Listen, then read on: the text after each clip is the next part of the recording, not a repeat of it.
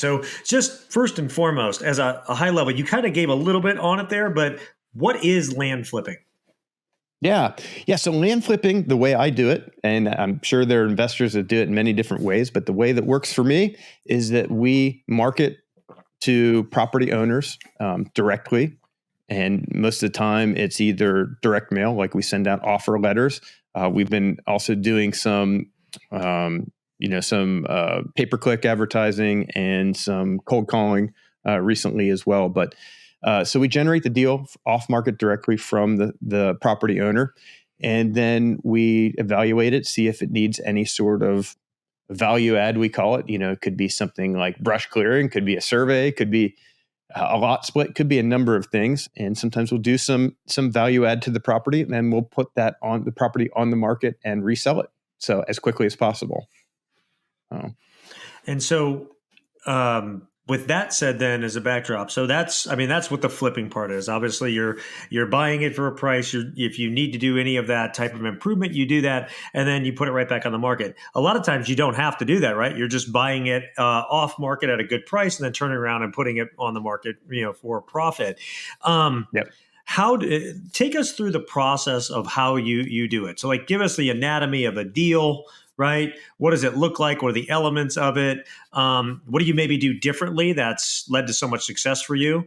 Just walk us through it. Yeah. So for the great majority of our time in the land flipping business, it was pretty simple, meaning that how we generated the deals and everything. Basically, I put together a list of property owners in a particular area. It could be a particular county.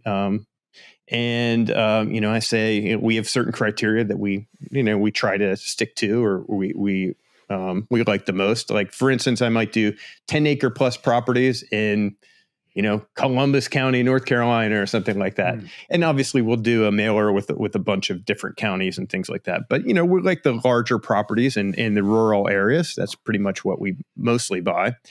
And so what we'll do is we'll put together a list. We'll figure out kind of the average values for that particular area. We'll actually come up with an offer price for each of those properties. It's basically based off of average for averages for that particular area. We send out a 2-page letter to those property owners. First page is kind of explaining who we are, why we're contacting them, what we can do for them. Second page is an actual 1-page offer. So it's very simple, based off of average values for a particular area. And obviously there's a large percentage backed off of that, from retail pricing. And we send those letters out, a bunch of them. There's been months of we've sent out 100,000 letters. Probably on average, we're about 50,000 letters per month is what we've been sending out.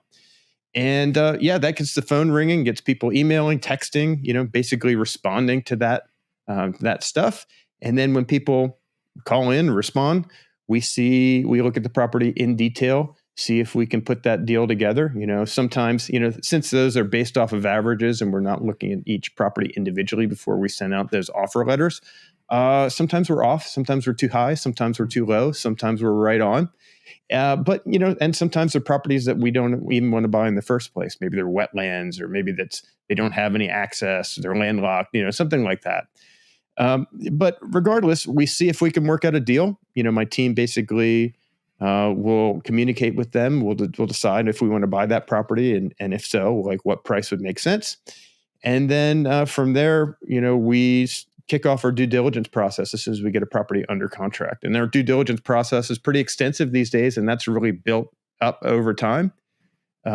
Basically, when I started, I didn't even really realize there was a whole process that needed to be done for due diligence. We were just kind of looking over the basics, and as long as the title checked out and everything was good, we would close on the deal. But I've since realized that there's a lot that can be gained by having an extensive due diligence process. So basically, we're sending out a photographer to the property to walk the property, drone photos, drone videos, all that kind of stuff. We have a broker opinion that we get for every single property, because we're reselling these properties, with a local land agent or broker. So we kind of loop them in on the acquisition process and get their opinion on what they think they can resell the property for, what they think it's worth. We're also, investigating the title, digging, looking into any exceptions on the title that are sort of abnormal, any easements, anything like that. So we dig into that process.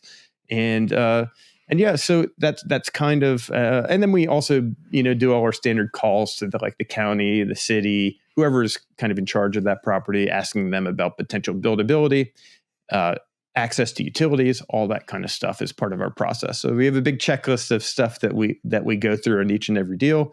We're basically looking for red flags. If anything kind of is out of the ordinary, unexpected, something we didn't know about when we got under contract with that deal, we'll either, if it's bad enough, we'll obviously let the seller know that we can't continue with the deal because we found out that it used to be a dump site, or and that's happened. Or if there's something about the property that which was not quite what we thought it was, or not quite what was represented to us by the seller, then we might have a discussion with them and see if they'd be open to reducing the price in order for us to continue.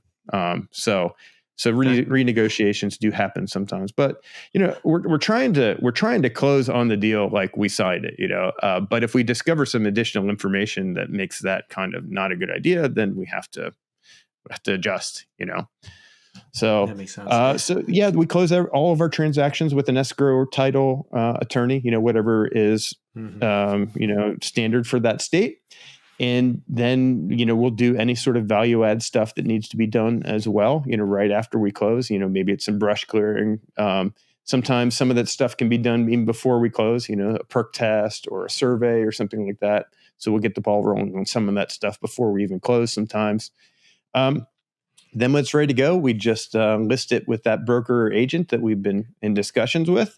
And hopefully, and we list it at a price that's going to be aggressive and attract attention on the market. We're not trying to get full retail on a lot of these properties. Sometimes, depending on how active or busy the area or how premium of a property is, we'll maybe list it at 10 to 20% below retail pricing, and try to generate a quick sale, because that's all part of it. We're trying to get these properties moved within 90 days or so.